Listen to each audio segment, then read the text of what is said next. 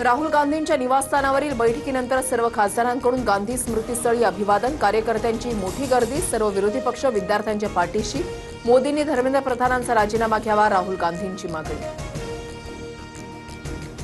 राहुल गांधींच्या निवासस्थानी इंडिया आघाडीची खलबतं, दिल्लीमधील आंदोलनाच्या पार्श्वभूमीवर निवासस्थानाबाहेरील सुरक्षेमध्ये मोठी वाढ. कॉक्रोच जनता पार्टीकडून उद्या देशव्यापी शांततापूर्ण आंदोलनाची घोषणा, विद्यार्थी संघटना, सामाजिक संघटनांना सहभागाचं आवाहन, पोलिसांनी आंदोलकांवर केलेल्या लाठीचार्जचा निषेध. विद्यार्थ्यांशी चर्चा करायला तयार, माझ्या घरी किंवा कार्यालयामध्ये चर्चेसाठी या, केंद्रीय मंत्री जे.पी. नड्डांचं आंदोलक विद्यार्थ्यांना आवाहन.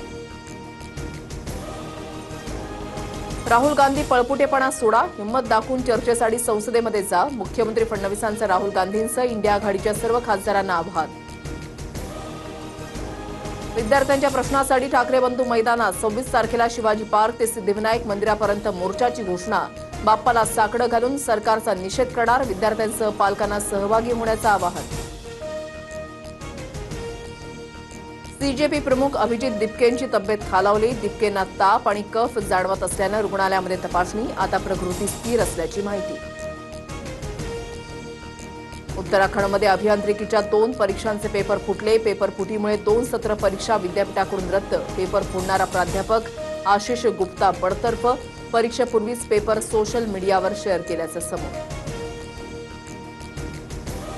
नाशिकमध्ये मुसळधार पाऊस, गोदावरी नदीला पूर, दुतोंड्या मारुती पूर्णपणे बुडाला, गोदा घाट परिसरामधील अनेक मंदिरं पाण्याखाली, प्रशासनाकडून सतर्कतेचा इशारा. मुसळधार पावसामुळे पालघर डहाणूमध्ये जनजीवन विस्कळीत, तलासरी आणि कासा भागामध्ये अनेक ठिकाणी पुराच्या पाण्याचा वेढा, नागरिकांचं स्थलांतर, डहाणू विरार लोकल सेवा पूर्णपणे ठप्प.